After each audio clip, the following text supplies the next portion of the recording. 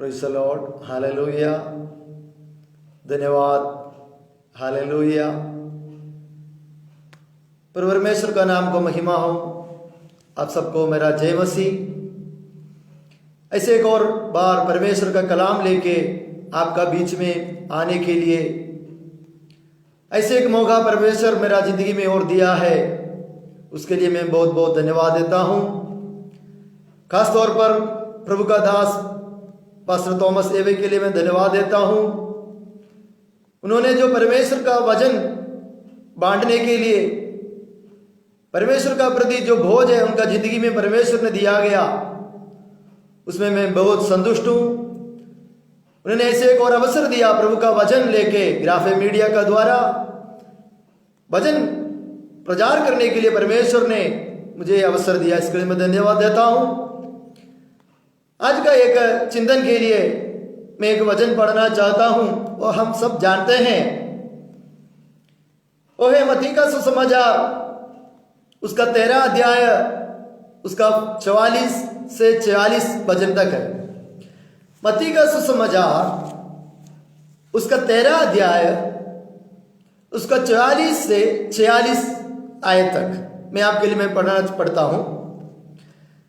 स्वर्ग का राज खेत में छिपे हुए धन के समान है, जिसे किसी मनुष्य ने पाया और छिपा दिया, और मारे आनंद के जाकर अपना सब कुछ बेच दिया और उस खेत को मोल लिया है। उसका 45 आयत में ऐसे लिखा है, फिर स्वर्ग का राज एक व्यापारी के समान है जो अच्छे मोतियों की खोज में था। जब उसे एक बहुमूल्य मोती मिला तो उसने जाकर अपना सब कुछ बेच डाला और उससे मोल ले लिया। Praise the Lord. हम सब जानते हैं, हम सब ये कई बार इस वचन से हमने मैसेज और प्रचार हमने सुन चुका है, लेकिन एक नया नियम का विश्वासी, नया नियम का जो भक्त है, उनका जिंदगी का सबसे अहम बात है परमेश्वर का राज या स्वर्ग का राज। हमें किस बातों के लिए परमेश्वर ने बुलाया गया है? हम कहते हैं, हम गवाही देते हैं, मेरे पापों से परमेश्वर ने मुझे उद्धार दिया, मेरे तकलीफ से मुझे उद्धार दिया, मेरा जिंदगी को बदलाव किया, मुझे आशीष दे दिया, मुझे मकान मिला, गाड़ी दे दिया, सारे आशीषों का बात हम कहते हैं। लेकिन हमको ये समझना है, हमें ये परखना है, परमेश्वर किस मकसद के लिए, किस पर्पस के लिए हमको बुलाया। हजारों करोड़ों लोगों के बीच में से परमेश्वर ने हमें चुना है, हमें बुलाया है। सिर्फ एक मकान देने के लिए है क्या? एक गाड़ी देने के लिए है क्या? बच्चों को एक अच्छा एजुकेशन देने के लिए परमेश्वर बुलाया कि नहीं? हमें आज ये परखना है, परमेश्वर क्यों हमें बुलाया, हमारा बुलाहट क्या था। यहां कहते हैं एक स्वर्ग का राज्य का बारे में कहते हैं, किंगडम ऑफ हेवन। कई में दुर्भाग्यपूर्ण बात है, ये दुख की बात है, हमसे कई लोग हमारा बुलाहट को भूल गया है। कई प्रचार हम सुनते हैं, कई कन्वेंशन में हम प्रचार सुनते हैं, पूरा ब्लेसिंग और अनुग्रह और आशीष के बारे में हम सुनते हैं। अनुग्रह और आशीषों में जरूरत है, इस दुनिया में जीने के लिए जरूरत है, लेकिन परमेश्वर हमें सिर्फ उसके लिए नहीं बुलाया। परमेश्वर एक स्वर्ग का राज्य के लिए, उसका वारिसान होने के लिए परमेश्वर ने हमें बुलाया गया है। यहां कहा है स्वर्ग का राज खेत में छुपे हुए धन का समान है। ये छुपे हुए हैं, ये खुला नहीं रखा है, ये हर सबका आंखों में दिख नहीं सकता।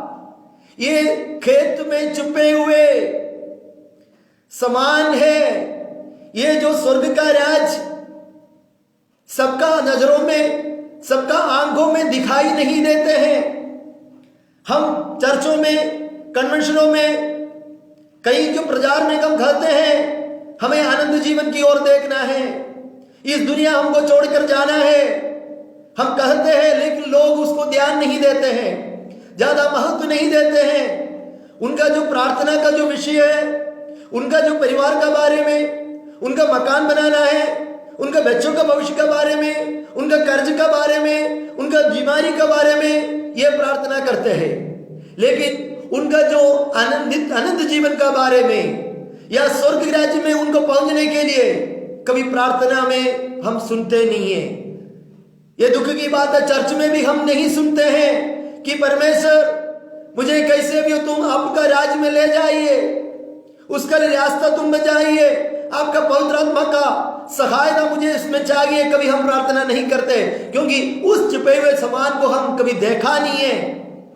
हम इस दुनिया में जो संपत्ति है, दुनिया में बहुमूल्य चीज है, वो हमारा नजरों में है, उसको पाने के लिए हम परमेश्वर से प्रार्थना करते हैं, उसके लिए हम उपवास रखते हैं, उसमें के लिए हम चैन प्रेयर रखते हैं। लेकिन जो खेत में छिपाया हुआ वो बहुमूल्य चीज को पाने के लिए कभी हमने कोई प्रयास नहीं करते हैं। यहां हम देखते हैं मत्ती का सुसमाचार 19वां अध्याय उसका 16 से 30 आयत हम पढ़े देखते हैं तो वहां एक कहानी, परमेश्वर जो कहते हैं प्रभु यीशु के पास एक धनी युवा आ गया, वो जल्दी दौड़कर आ गया, परमेश्वर यीशु का सामने घुटना टेका है। वो यीशु का कहते हैं, हे उत्तम गुरु, मुझे अनंत जीवन पाने के लिए मैं क्या करूं? एक नौजवान लड़का है, 30 या 40 साल के बीच में है। आज का कलीसिया में हम 30 और 40 के बीच में कहीं किसी को देख नहीं सकता क्योंकि उनको परमेश्वर का की जरूरत नहीं है। उनका पास नौकरी है, उनका पास गाड़ी है, उनका पास ताकत है, अभी उनको परमेश्वर का कोई जरूरत नहीं है। जब जरूरत था, कभी शादी का समय पे जरूरत था, शादी करके चले गया।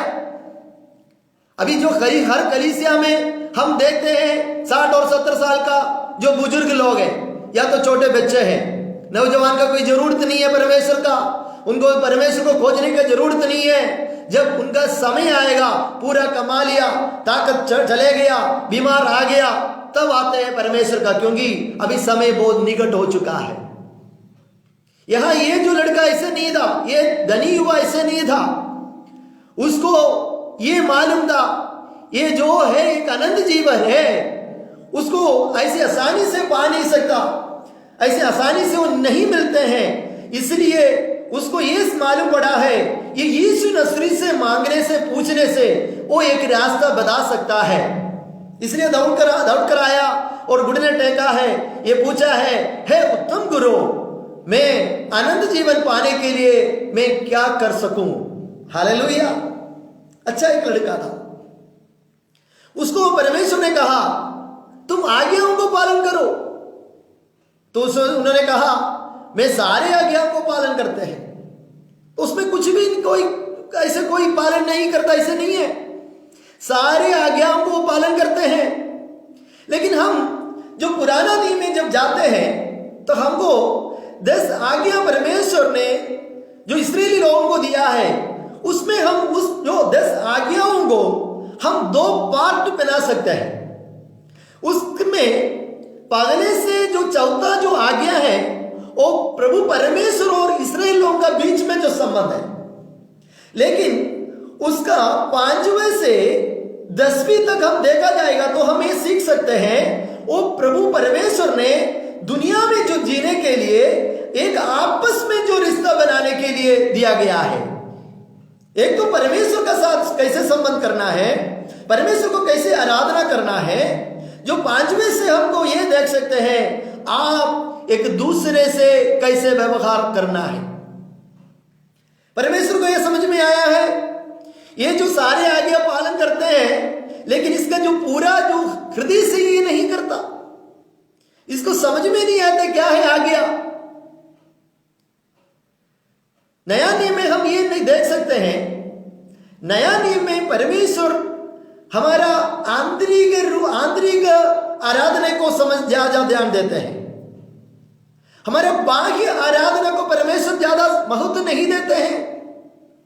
पुराना नियम में हम जो बलि चढ़ाने के लिए जाते हैं मंदिर में, साल में एक बार तो जाना पड़ता है, हर एक परिवार को साल में एक बार जाना है, ये अनिवार्य है। ये केरल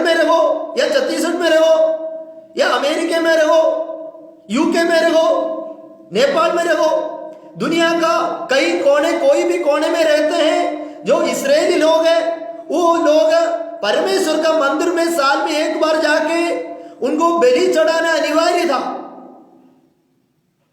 तो ये बलि चढ़ाने के लिए एक गरीब परिवार एक कबूतर को लेके जाते हैं। उस परिवार में अगर 5 लोग हैं तो 5 लोग अपना हाथ इस कबूतर का ऊपर रखते हैं, अपना पाप को उस कबूतर का ऊपर छोड़ दिया, महायाजक उसको काट के ये पाप से मुक्ति पाकर चले जाते हैं। अपना हृदय फिर से अगले साल क्या क्या पाप करूं, किसका जमीन हड़पूं, किसके लिए घृणा करूं, उनको कोई हृदय में कोई परिवर्तन नहीं होते हैं। लेकिन वो अपना व्यवस्था को पालन करते हुए एक कबूतर को चढ़ा दिया, वो 1 साल के लिए पाप से मुक्ति पाकर चले गया। लेकिन नया नियम में ऐसे नहीं है। नया नियम में आपका कबूतर का, आपका जो बैल का, आपका बकरे का जरूरत नहीं है। परमेश्वर हमारे हृदय को देखते हैं। हम हृदय से बलि चढ़ाते हैं क्या? पूर्ण हृदय से परमेश्वर को आराधना करते हैं क्या? पूर्ण मन से परमेश्वर को आराधना करते हैं क्या? परमेश्वर ये देखता है। आराधना नया नियम में हृदय से आराधना करना अनिवार्य है। देखो, हम कहते हैं प्रभु परमेश्वर धर्मी है। जब हमारे साथ कुछ गलत होते हैं या हमें कुछ पैसा मिलने के लिए है, हमें कहीं से नीति मिलना है, धर्म मिलना है, तो हम कहते हैं परमेश्वर धर्मी है और अपना धर्म का कारण मेरा कार्य करके देगा। अच्छा बात है। लेकिन परमेश्वर का धर्म क्या है, परमेश्वर का व्यवस्था क्या है, वो भी आपको और मुझे देखना जरूरत है। हम निर्गमन का किताब में जाएंगे। निर्गमन का किताब 21 अध्याय, उसका 28 और 29 अध्याय पढ़ेंगे। परमेश्वर का व्यवस्था क्या है।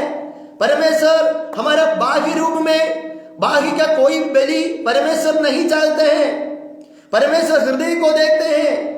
हमारा हृदय परमेश्वर के साथ कैसे है, हमारा हृदय अपने पड़ोसी के साथ कैसे है, हमारा हृदय अपने माता पिता के साथ कैसे है, हमारा हृदय हमारे जो बाकी लोगों के साथ कैसे है।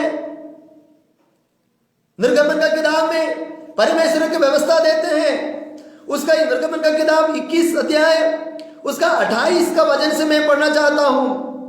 यदि बैल किसी पुरुष या स्त्री को ऐसा सींग मारे कि वो मर जाए, इधर कहते हैं किसी का जो बैल किसी को सींग मारा और जो मार खाया वो आदमी खत्म हो गया, तब वो बैल निश्चय पत्थर मार के उसको खत्म करना जा पड़ेगा। अगर बैल किसी को सींग मार के किसी को मार डाला है तो उस बैल को निश्चित रूप से मारना जरूरत है और उसका मांस खाया नहीं जाना, उसको मांस को खाना नहीं है। परंतु बैल का स्वामी निर्दोष ठहरेगा। अगर ये बैल किसी को सींग मार के किसी को मारा है, इस बैल को पत्थर मार के उसको मार डालना है, ये बैल का जो स्वामी है वो निर्दोष ठहरेगा। अच्छा हो गया, किसी का बैल है वो दूसरे को मार दिया तो स्वामी को निर्दोष कर दिया, बैल को मार डाल दिया, उसको मांस को नहीं खाना। अच्छा है, हम सब करते हैं, दूसरे को बैल को मारने के लिए हम सब खड़े हो जाते हैं। अच्छा है, लेकिन नीचे और पढ़ना है, परंतु यदि उस बैल की पगले से सींग मारने के लिए आदत पड़ी हो और उसके स्वामी ने जदाए जाने पर भी उसको न बांधे रखो, अगर ये बैल पहले भी किसी को सींग मारा है, ये स्वामी को मालूम होने का बावजूद इस बैल को नहीं बांधा, तो ये स्वामी भी दंड सहना पड़ेगा। क्योंकि अपना बैल का बारे में इस स्वामी को पहले मालूम था, अपना जो बैल का स्वभाव इस स्वामी को पहले मालूम था, उसका बावजूद ये बैल को इस स्वामी ने नहीं बांधा, इसलिए उसी के कारण ये बैल ने दूसरे को सींग मारा। यो सींग मारने के कारण एक आदमी का जान चले गया। अगर ऐसे है तो इस स्वामी उसको दंड देना पड़ेगा। इधर कहते हैं और वो किसी पुरुष या स्त्री को मार डाले तब तो उस बैल पर पथराव किया जाए और उसका स्वामी भी मार डाला जाए। उस स्वामी को भी मार डालना है।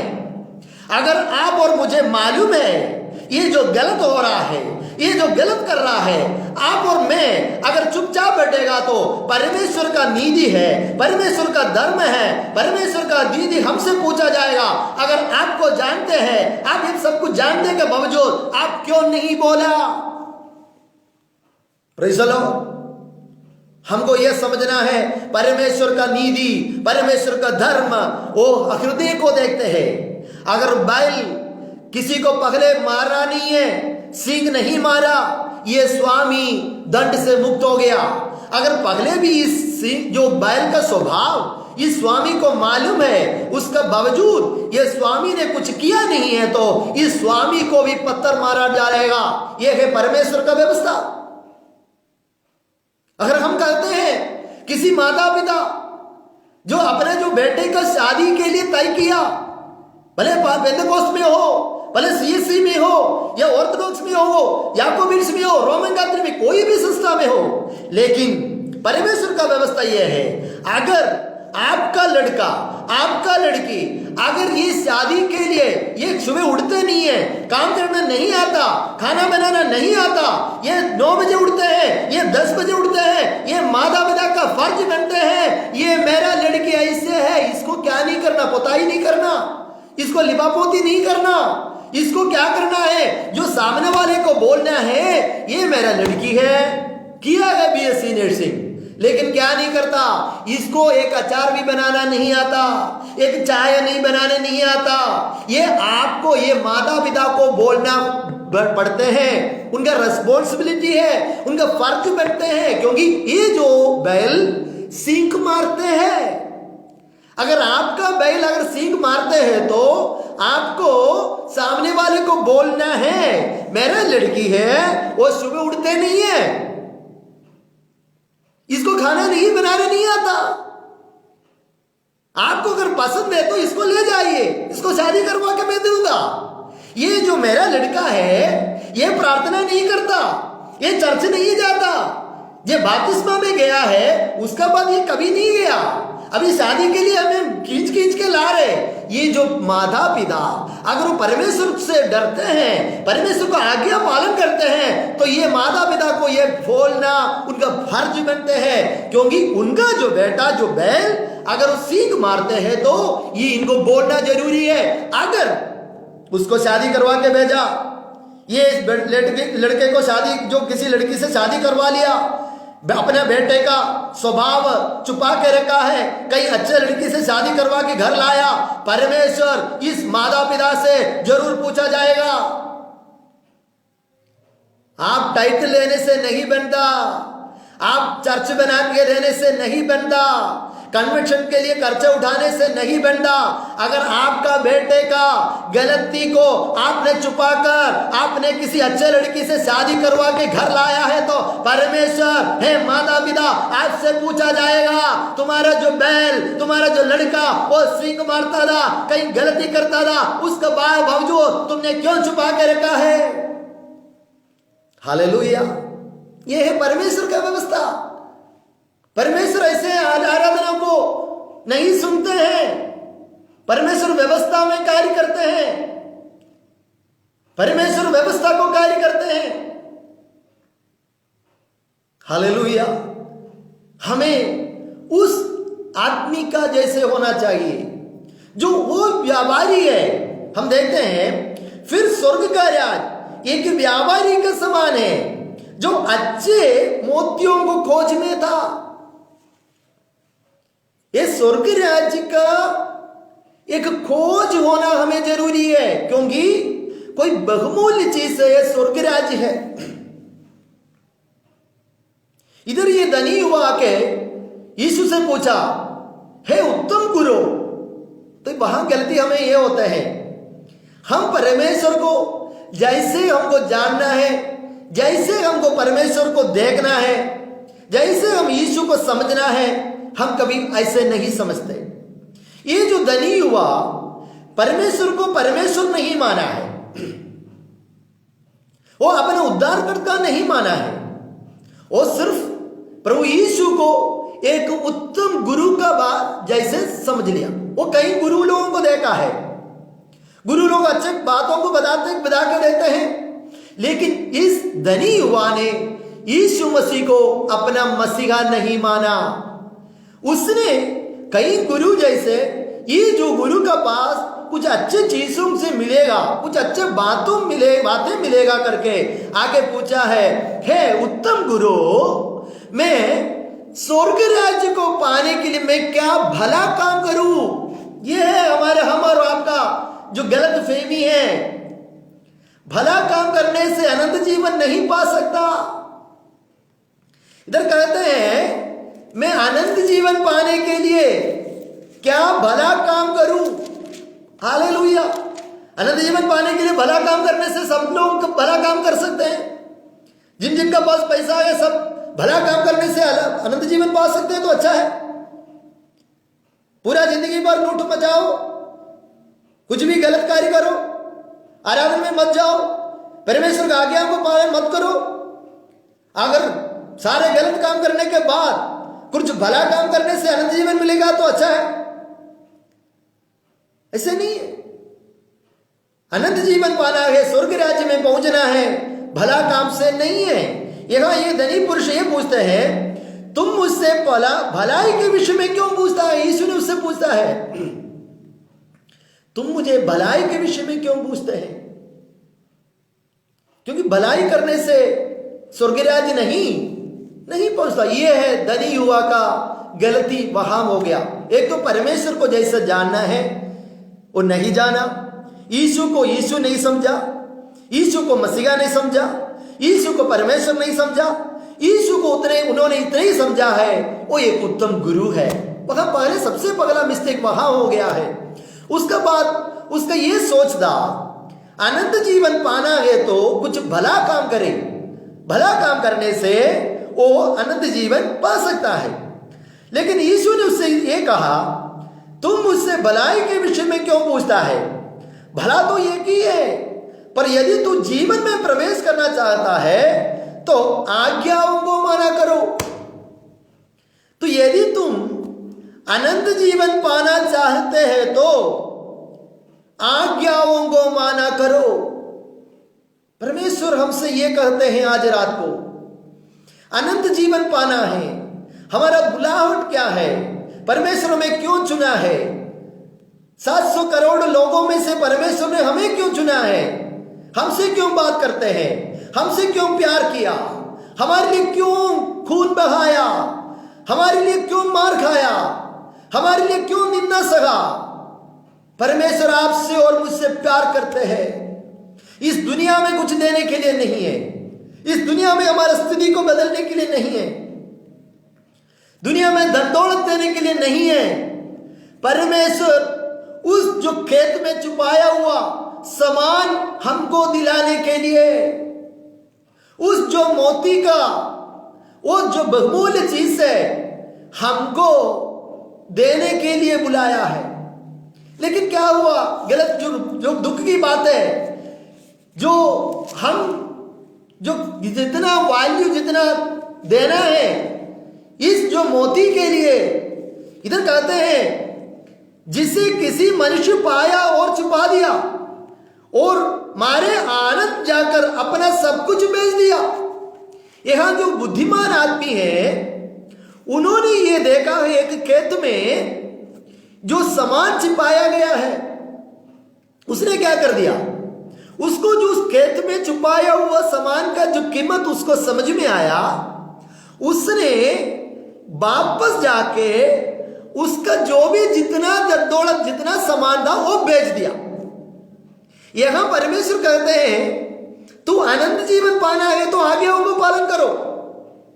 मैंने पहले कहा गया है 10 आज्ञा परमेश्वर ने हमको दिया है, उसमें से 4 जो आज्ञा है परमेश्वर और इंसान का जो संबंध में है, और जो 5वीं से 10वीं जो आज्ञा है परमेश्वर जो इंसान और इंसान का बीच में है।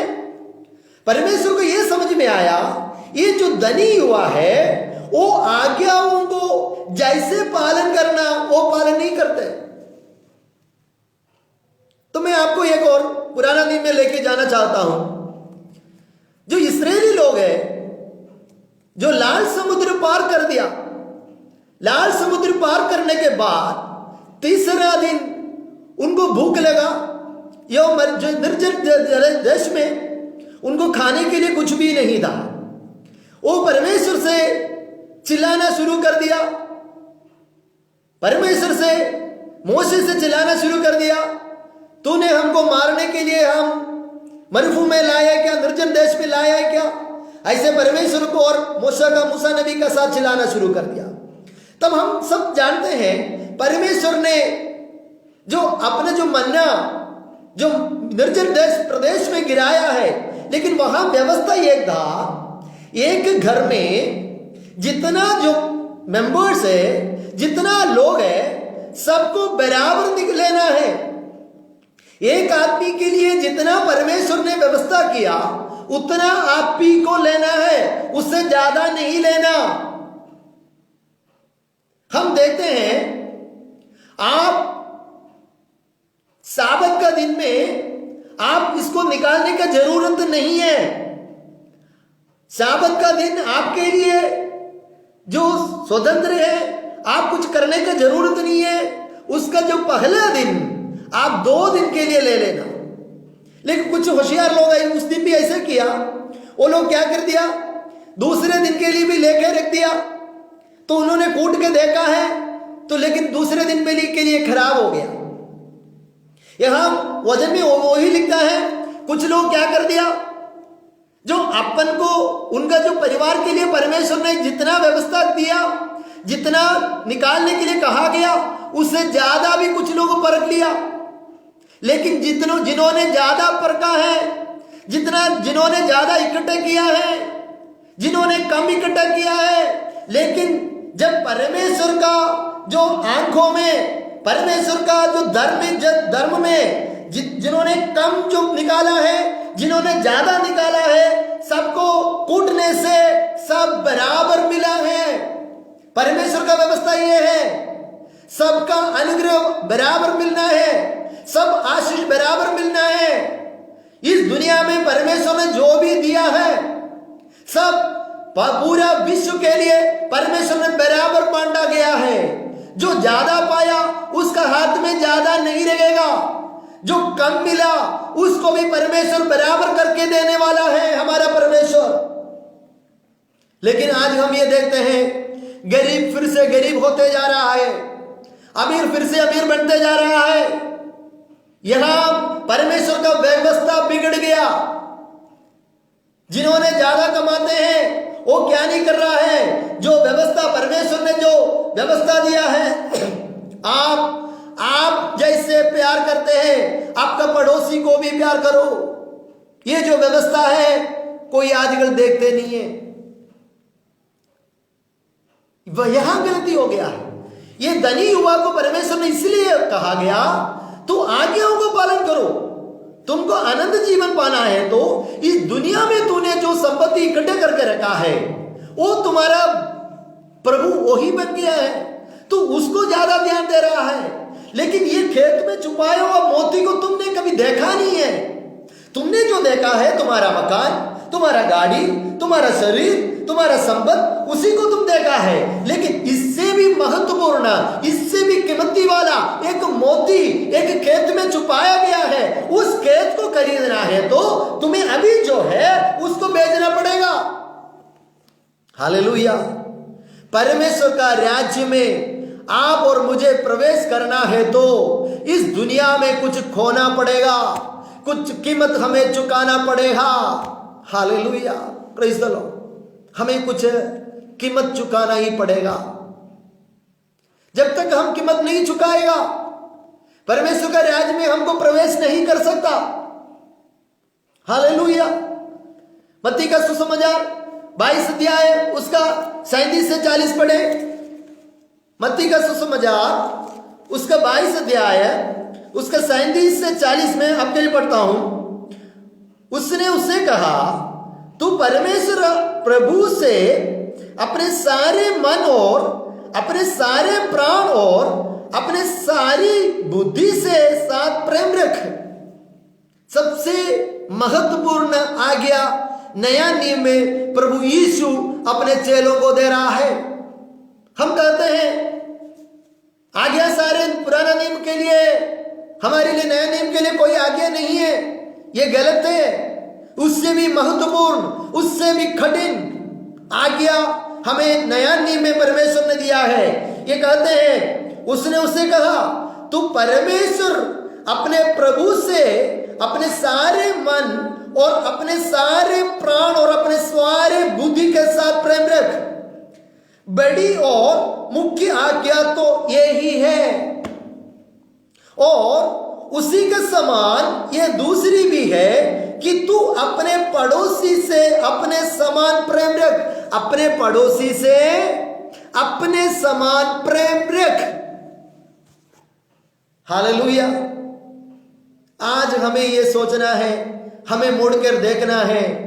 हमारा एक दिन का प्रेयर में सुबह हम प्रार्थना करते हैं, रात को प्रार्थना करते हैं, समय मिलते तो दिन में भी, दोपहर को भी हम प्रार्थना करते हैं। लेकिन इस जो 1 घंटे का, आधे घंटे का प्रार्थनाओं में हम कितना बार हम पड़ोसी के लिए प्रार्थना करते हैं, हमारे देश के लिए हम प्रार्थना करते हैं, हमारे समाज के लिए प्रार्थना करते हैं क्या?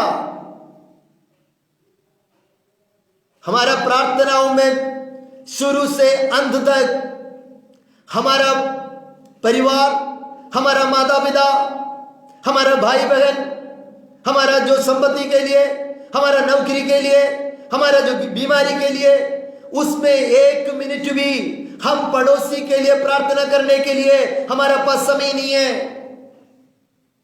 यह है क्या परमेश्वर का आज्ञा पालन करना? परमेश्वर कहते हैं अपने पड़ोसी से अपने समान प्रेम रख।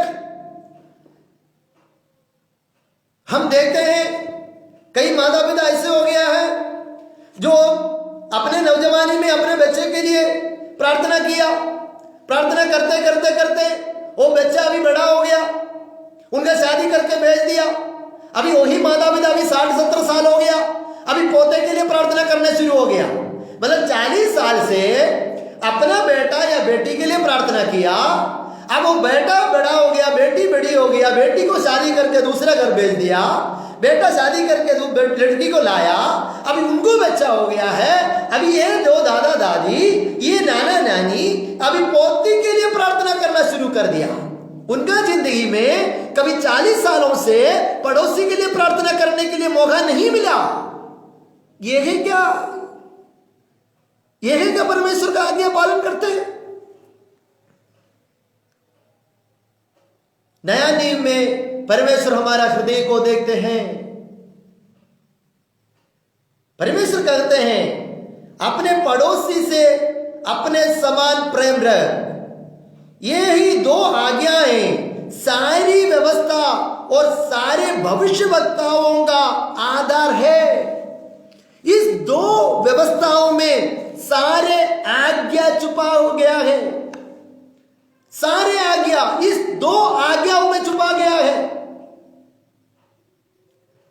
आप याकूब का नबी का किताब में आइए। याकूब नबी का किताब में याकूब का पत्री उसका पहली अध्याय उसका 27 वचन में ऐसे लिखते हैं।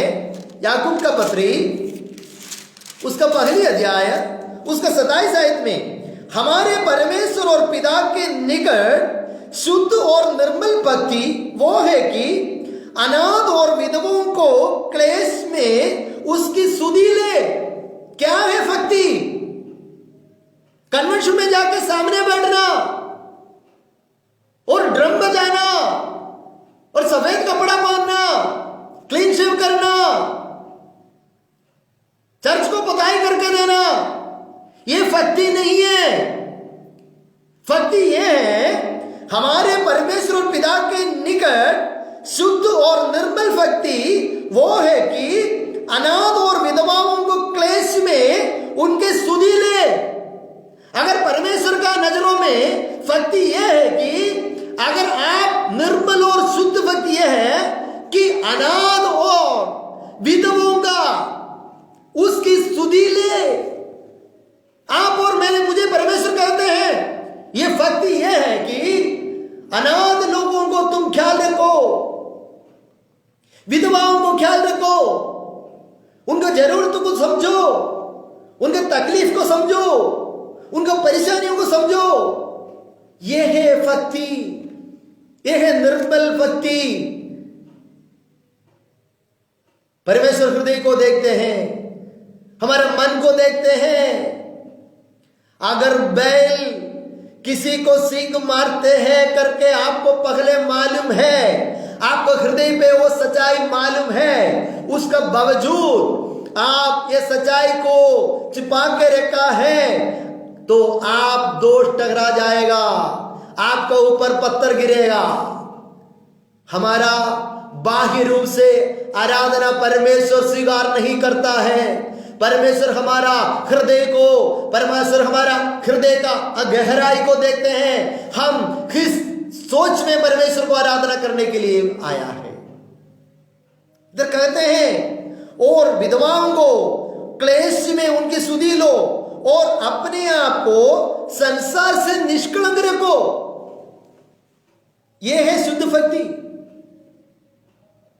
परमेश्वर कहते हैं हमको, आप मुझे कहते हैं मैं आपको आराधना करता हूं, आपका नाम को जय जयकार करता हूं, आपका नाम को महिमा देता हूं। परमेश्वर कहते हैं नहीं चाहिए, तुम्हारा हृदय मुझे चाहिए।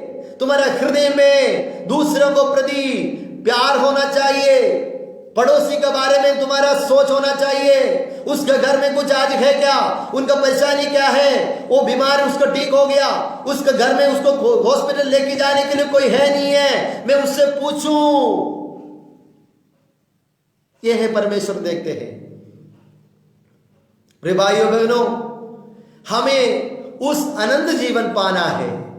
हमें इस दुनिया छोड़कर जाना ही पड़ेगा, लेकिन हमें उस जमीन का खोज में होना चाहिए जिस जमीन में जो सामान छिपाया गया है। उस जमीन को पाने के लिए आप और मैं, अब हमारा पास क्या है उसको छोड़ना पड़ेगा, उसको बेचना पड़ेगा। बेच के हमें जो मिलता है उससे हम उस जमीन को खरीदेंगे। हालेलुया। उस जमीन को हमको क्या है, खरीदना पड़ेगा, क्योंकि उसमें क्या है, उस मोती छुपाया गया है। हालेलुया। हम प्रचार करते हैं अनंत जीवन, अनंत जीवन, किंगडम ऑफ हेवन, ये हम प्रचार करते हैं, लेकिन लोगों को उसके बारे में ज्यादा परवाह नहीं करता। उनको अभी आशीष चाहिए। पास्टर जी ये बताइए मेरा बच्चों को एडमिशन मिलेगा क्या, पास्टर जी ये बताइए क्या मेरा मकान कब बनाएगा, पास्टर जी ये बताइए मैं कब गल्फ में जाऊंगा, पास्टर जी आप ये बताइए कब मेरा वीसा आएगा। कभी कोई ये नहीं पूछा पास्टर जी मुझे अनंत जीवन पाना है तो क्या करना है। कभी कोई प्रेयर रिक्वेस्ट कभी आते नहीं है। Praise the Lord. कहते हैं हम दूसरों से अलग है, वो लोग नरक में जाने वाला, हम तो उद्धार पाया हुआ है। क्या, कहां से आपको उद्धार मिला है? आप यीशु को जानने से पहले भी ऐसे था। आपका परिवार के लिए प्रार्थना किया करता था, आप पूरा दिन रात आप मेहनत करते थे आपका जरूरत के लिए, लेकिन यीशु को जानने के बाद आपका जिंदगी में क्या परिवर्तन आया? आपका प्रार्थना में क्या परिवर्तन आया?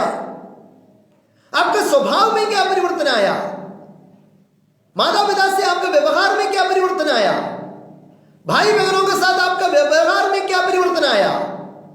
पड़ोसी के बारे में संबंध में आपका क्या परिवर्तन आया? हाँ, परमेश्वर को जानने से परमेश्वर आपको जानना जरूरी नहीं है। परमेश्वर अगर आपको जानना है, परमेश्वर आप में रहना है, परमेश्वर आप में वास करना है, तो आप उस लायक होना जरूरी है। आप में परिवर्तन होना जरूरी है। हालेलुया। इधर कहते हैं फिर स्वर्ग का राज एक व्यापारी के समान है जो अच्छे मोतियों का खोज में था। आप और मुझे अच्छे मोतियों का खोज में रहना अनिवार्य है। इस दुनिया में कई मोतियां हैं, हमको लुभाने वाला, हमको फटकने वाला, हमको रास्ता गलत दिखाने वाला कई मोतियां हैं, लेकिन हमको उस आदमी जैसे नहीं होना चाहिए। हमको ये बनना है जो एक व्यापारी है, वो अच्छे मोतियों को खोज में था। आज का रात, इस रात हमें एक निर्णय लेंगे, हम एक अच्छा मोती को खोजें कि वो छिपा के रखा है। कई बहुमूल्य चीज कभी रोड पे नहीं रखते हैं। बहुमूल्य चीज, जो कीमती चीज कभी रेडी में नहीं रखता है, फुटपाथ में आपको नहीं मिलेगा। ये जो छिपाया गया है, छिपा के रखता है। ये जो व्यापारी है जो अच्छे मोती को खोज में था, ये जो धनी हुआ वो भी उसी खोज में था, लेकिन उसके लिए जो रास्ता बता के दिया, लेकिन उसको कहा गया आपका पास जो भी है उसको बेच के कंगाल लोगों को दे दो, गरीब लोगों को दे दो। लेकिन उसको ये समझ में नहीं आया जो अनंत जीवन या स्वर्ग राज का कीमत क्या है और इसका पास जो है उसका कीमत क्या है। वो तुलना किया है तो उसको स्वर्ग राज का कीमत वो हल्का लगा, इसलिए उसने क्या मना कर दिया, नहीं। वो उसका चेहरा उदास हो गया। भजन कहते हैं ये जो धनी हुआ उदास होकर वापस चले गया। उसको स्वर्ग राज्य का कीमत उसको समझ में नहीं आया। परमेश्वर को मालूम था ये जो आज्ञा पालन करते हैं, लेकिन ये क्या नहीं कर रहा है, जो सबसे बड़ा आज्ञा ये पालन नहीं कर रहा है, जो अपने पड़ोसी को अपने समान प्यार करना ये बड़ा आज्ञा है, ये कभी पालन नहीं करता। ये कहते हैं मैं पूरा आज्ञाओं को पालन कर रहा है, लेकिन परमेश्वर इसको परख रहा था, तू करते ही नहीं, इसने नहीं किया। इसको ये मोती कभी देखा नहीं है, मोती के बारे में इसने सुना है, लेकिन इस मोती का जो कीमत को इसको समझ में नहीं आया। हालेलुया। हमको और आपको इस स्वर्गराज का कीमत हमको परखना है, हमको समझना है। हर हालत में उस स्वर्गराज में हमें पहुंचना है, उस अनंत जीवन हमें पाना है। उसके लिए कुछ भी करने के लिए हम रेडी होना है, कुछ भी करने के लिए हमें रेडी होना है। वचन कहते हैं लूकोस का सुसमाचार उसका 14 अध्याय, लूकोस का सुसमाचार उसका 14 अध्याय उसका 26, यदि कोई मेरे पास आए और अपने पिता और माता और पत्नी और बच्चों और भाइयों और बहनों वरना अपने प्राण को भी अप्रिय न जाने तो वो मेरा चेला नहीं हो सकता। तो लूका का सुसमाचार में प्रभु यीशु ने चेला बनने का जो मूल्य है वो कहते हैं यदि कोई मेरे पास आए, और हम सब लोग जाते हैं परमेश्वर का पास, और अपने पिता और माता और पत्नी और बच्चे और भाइयों बहनों वरना अपने प्राण को भी अप्रिय न जाने। अगर परमेश्वर का चेला आप और मुझे बनना है, प्रभु का सेवकाई के लिए केरल में जब हम जाते हैं, हमको बहुत बहुत गवाही सुन सकते हैं। उत्तर भारत के लिए प्रार्थना करते हैं, उत्तर भारत के लिए लोग अपना जिंदगी को समर्पण करते हैं, लेकिन उत्तर भारत में आके सुसमाचार करना, प्रचार करना, उसके लिए आपको कीमत चुकाना पड़ेगा, आपको कीमत चुकाना पड़ेगा। माता पिता भाई बहन अपना मित्र लोग अपने समाज को छोड़कर उत्तर भारत में आके गांव में रहना, ठंड में गर्मी में रहना, ये उसके लिए आपको कीमत चुकाना पड़ेगा, तभी आप प्रभु का सेवकाई कर सकते हैं। ये दुख की बात है उत्तर भारत के लिए, आजकल कोई आने के लिए नहीं चाहते हैं। ऐसे गांव है, हजारों गांव है, परमेश्वर का सेवा, परमेश्वर का कलाम अभी तक नहीं पहुंचा। कई गांव अभी भी है, कई जिला ऐसे भी है, कई तहसील अभी भी है, भी परमेश्वर का कलाम अभी तक वहां नहीं पहुंचा। लेकिन दुख की बात है, कोई भी परमेश्वर के लिए वहां जाने के लिए नहीं है। सब लोगों को या तो केरल में रहना, या तो मेट्रोपॉलिटन सिटी में रहना, नहीं तो अमेरिका में जाना, नहीं तो यूके जाना, नहीं तो ऑस्ट्रेलिया जाना। लेकिन आप और मैं नहीं जाएगा तो कौन जाएगा? इधर कहते हैं कि पत्नी और बच्चों और भाइयों और बहनों, वरना अपना प्राण को भी अप्रिय न जाने तो वो मेरा चेला नहीं बन सकता। अगर परमेश्वर का सेवकाई आप करना चाहते हैं, परमेश्वर का बुलाहट आप में है, आप बोलते हैं मैं परमेश्वर का सेवकाई के लिए समर्पण करता हूं, तो आपको कुछ खोना पड़ेगा, आपको कुछ कीमत चुकाना पड़ेगा। अभी भी ऐसे हैं हजारों जो गांव है, परमेश्वर का वचन अभी तक नहीं सुना है। और आप और मेरा फर्ज है, हमें कुछ खोना है, हमें कुछ त्याग करना है, हमें कुछ छोड़ना है, उस जगह में हमें जाना पड़ेगा। Hallelujah, hallelujah. आपको बुला रहा है, आपको बुला रहा है। उत्तर भारत आपको बुला रहा है परमेश्वर का सेवकाई के लिए, परमेश्वर का राज का बढ़ोतरी के लिए। उत्तर भारत आपको बुला रहा है। मेरे भाइयों बहनों, मुझे जो सुनने वाला, जो आपसे परमेश्वर ये बुलाहट है, आपका फर्ज बनते हैं। आपने ये जो मोती को पाया, आपने ये स्वर्ग राज्य को देखा है, ये कीमती चीज को आपने देखा है, ये तो आपका फर्ज बनता है कि दूसरों को बताना पड़ेगा।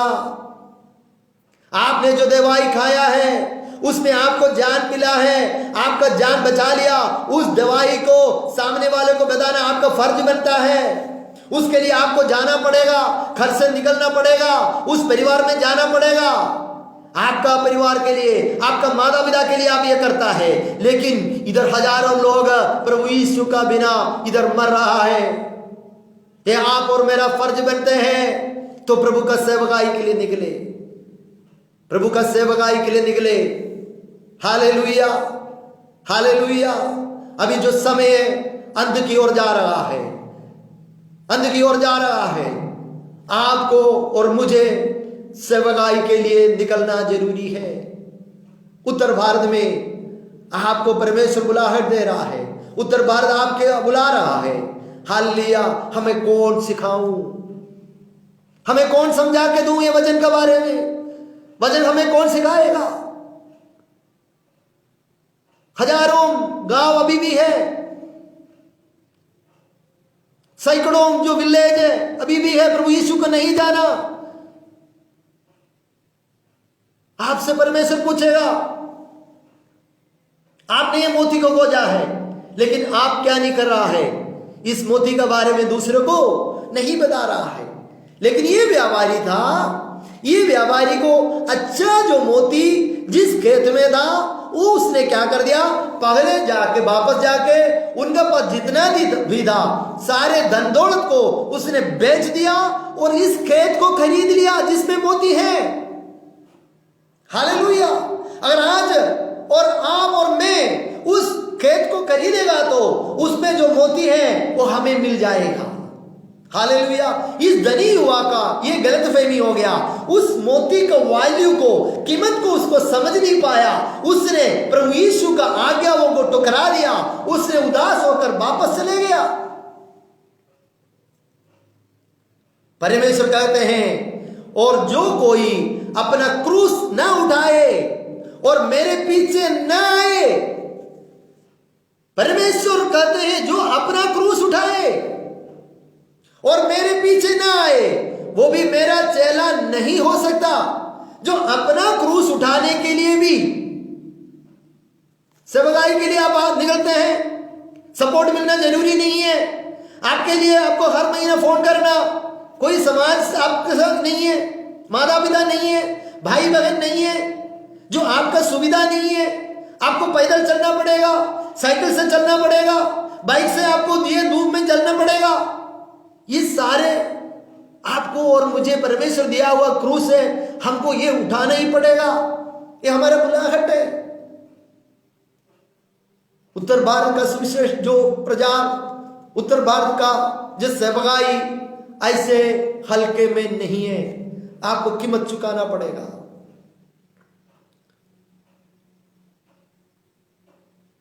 हालेलुया। इन दिनों में हमें उत्तर भारत के लिए प्रार्थना करेंगे। हजारों गांव अभी भी है, बचा हुआ है। परमेश्वर का कलाम अभी तक नहीं पहुंचा। परमेश्वर का आगमन बहुत निकट है। हम हमारा समाज के लिए प्रार्थना करेंगे, हमारा देश के लिए हम प्रार्थना करेंगे, उत्तर भारत के लिए हम प्रार्थना करेंगे।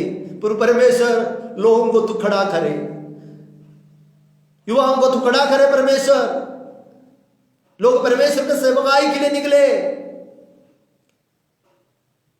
इस दुनिया में हमें उस जो खेत का खोज में होना चाहिए जिसमें जो मोती छिपा गया है, जिस खेत को हमने जो पान लिया, हमको समझ में आ गया, लेकिन दूसरे को बताना भी हमारा फर्ज बनते हैं। जो आपका हृदय में जो सच्चाई आप जानते हैं, दूसरे को बताना आपका फर्ज बनते हैं। इधर कहते हैं जो बैल किसी को सींग मारते हैं करके आपको मालूम है, तो आपको उस बैल को बांधना जरूरी है। हालेलुया। इस जो शैतान इस लोगों को नाश की ओर लेके जा रहा है, ये हम जानते हैं। शैतान का चाल से हमें दुनिया को बचाना है, परिवार को बचाना है, व्यक्तियों को बचाना है। यीशु नसरी का नाम से हो जाएगा। यीशु नसरी का नाम में अद्भुत है, यीशु नसरी का नाम में छुटकारा है, यीशु नसरी का नाम में अद्भुतकारी प्रकट हो जाते हैं। आप और मैं जानते हैं तो ये हमारा फर्ज बनते हैं। प्रभु यीशु नसरी का नाम में हमारा देश छुटकारा हो जाएगा। अगर आप नहीं बोलेगा तो, मैं नहीं बोलेगा तो फिर कौन बोलेगा? कौन निकलेगा प्रभु का सेवकाई के लिए? आइए इन दिनों में हम हमारा परिवार, हमारा जो बच्चों के लिए, हमारे मित्र लोग प्रार्थना करते हैं। मैं वो गलत नहीं बोल रहा हूं, लेकिन आप 5 मिनट 10 मिनट आप उत्तर भारत के लिए प्रार्थना करिए। आपसे मैं विनती करता हूं, आपसे मैं ये रिक्वेस्ट करता हूं, ये मुझे सुनने वाला जो मित्रों को, जो भाइयों बहनों से मैं आपसे ये निवेदन करता हूं, आप दिन में एक बार 5 मिनट 10 मिनट आप उत्तर भारत के लिए प्रार्थना करिए, ताकि लोग यीशु का बिना नाश की ओर जा रहा है। यीशु का बिना नाश की ओर जा रहा है। सेवकाई करने के लिए कोई नहीं है, सेवा करने के लिए कोई नहीं है। परमेश्वर अपने लोगों को खड़ा करे। उत्तर भारत में लोगों को परमेश्वर खड़ा करे। आप नहीं आ सकता तो कम से कम आप एक प्रार्थना में उत्तर भारत को आप याद रखें। परमेश्वर आपको आशीष देगा, क्योंकि आप पड़ोसी को अपने जैसे जब प्राण प्यार करते हैं तो पर आपका प्रार्थनाओं में परमेश्वर सुनते हैं। पर परमेश्वर मुझे जा नहीं सकता, मुझे वहां जा नहीं सकता, लेकिन मैं उस देश के लिए मैं प्रार्थना करता हूं, उस गांव के लिए मैं प्रार्थना करता हूं, उस परिवार के लिए मैं प्रार्थना करता हूं। परमेश्वर जो यीशु का बिना नाश की ओर जा रहा है, उस परिवार के लिए मैं प्रार्थना करता हूं। प्रभु जी वहां किसी को भेज दे परमेश्वर, किसी का हृदय पे कार्य करे परमेश्वर, ताकि वचन वहां तक पहुंचे। जब आप दूसरे के लिए प्रार्थना करना शुरू करेगा, आपका जिंदगी का बदलाव आएगा, आपका परिवार में बदलाव आएगा, आपका बच्चे में आशीष मिलेगा, आपका जो घर में आशीष मिलेगा, आपका पशु पक्षियों में आशीष मिलेगा, जब आप दूसरे के लिए प्रार्थना करना शुरू करेगा। नहीं तो 30 साल प्रार्थना करते रहो, लेकिन आशीष जो परमेश्वर देखेगा, ये पिछले साल 30 साल पहले अपने बेटी के लिए प्रार्थना किया, अभी 40वां साल आपने पोती के लिए प्रार्थना करना शुरू कर दिया। ये तो जिंदगी भर आप प्रार्थना करते करते करते आप तो वहां जाएगा, लेकिन आपको परमेश्वर ने बुलाया, क्या फायदा हो गया? किसको कोई फायदा हो गया क्या? किसी को कोई फायदा हो गया क्या? अपने पड़ोसी को अपने जैसे प्यार करने के लिए नहीं आता है तो कहते हैं हम पूरा आज्ञाओं को पूरा पालन करते हैं। दो नाश की ओर जा रहे हैं, उस लोगों के लिए अगर प्रार्थना नहीं कर पाया तो फिर आप क्यों क्या कहते हैं? हम लोग उस लोगों से अलग है, हम लोग गाय गलौज नहीं करते हैं, हम पवित्र लोग हैं, हम सुबह आराधना करते हैं, दशांश देते हैं। इस परमेश्वर से कोई मतलब नहीं है। परमेश्वर आपका हृदय को देखते हैं। अपना क्रूस उठाना, तकलीफ झेलना, नहीं तो क्या फर्क है आप और जो यीशु को नहीं जाना, उनमें क्या फर्क है? वो भी अपने परिवार के लिए कार्य करते हैं, वो भी अपने परिवार के लिए प्रार्थना करते हैं। आप प्रभु यीशु का संतान है, आप ही खुद के लिए प्रार्थना करते हैं, तो फिर क्या फर्क बन गया? दोनों में से क्या फर्क है? हालेलुया। हमें यह निर्णय लेना है, हाँ मैं उत्तर भारत के लिए प्रार्थना करूं। जिस गांव में परमेश्वर का वचन अभी तक नहीं पहुंचा, मैं उसके लिए प्रार्थना करूं। सेवक लोगों को खड़ा करने के लिए परमेश्वर से मैं प्रार्थना करूंगा। मेरे पड़ोसी के लिए मैं प्रार्थना करूंगा।